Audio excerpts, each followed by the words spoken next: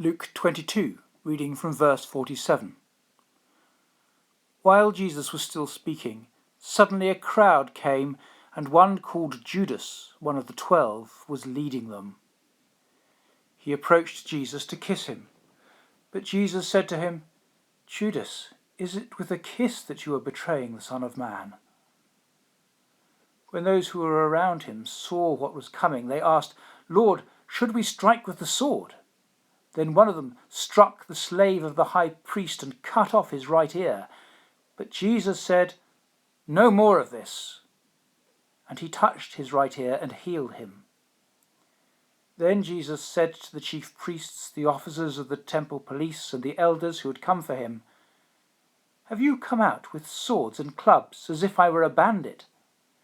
When I was with you day after day in the temple, you did not lay hands on me.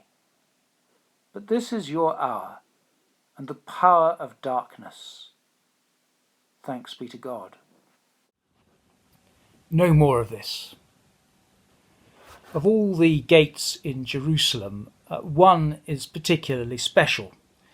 It's called the Golden Gate, or the Beautiful Gate. It's the only gate in Jerusalem still standing from Jesus' time. It's a gate that faces the Mount of Olives and leads directly into the temple. And as we touched on in Palm Sunday, according to ancient tradition, the Messiah, when he comes, will descend the Mount of Olives and pass into the temple through the Golden Gate. And that's why, if you visit it today, you'll see that the gate stands locked. Only the Messiah, the Key of David, will be able to unlock it and pass through it. The gate stands immediately opposite the Garden of Gethsemane, just a short walk away. And Jesus, as he prayed in the garden, would have been able to see a small band approaching through that gate, Judas with his heavies coming to arrest him. Perhaps this might account for that moment in Jesus' prayer when his anxiety seems to increase and he ends up sweating drops of blood. He can see them approaching him. And in that moment, two worlds collide.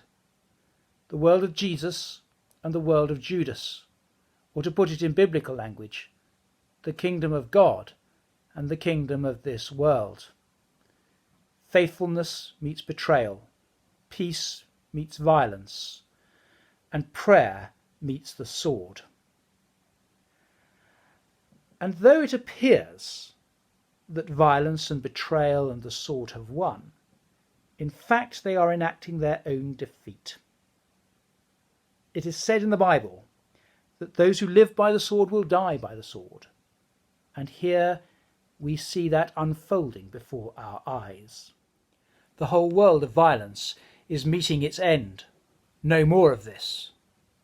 It's evident in the healing by Jesus of the ear of the high priest's slave. But it is more particularly evident in the whole drama that is taking place before us in this scene. They've arrested Jesus. They've handed him over to the powers of darkness. They think they have won.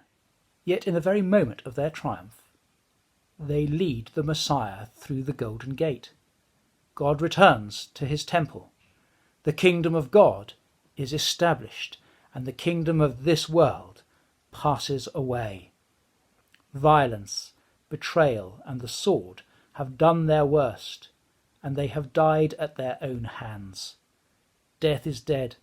Love has won. Jesus takes the full force of violence upon himself and simply offers us in return his peace, his faithfulness, his love. No more of this.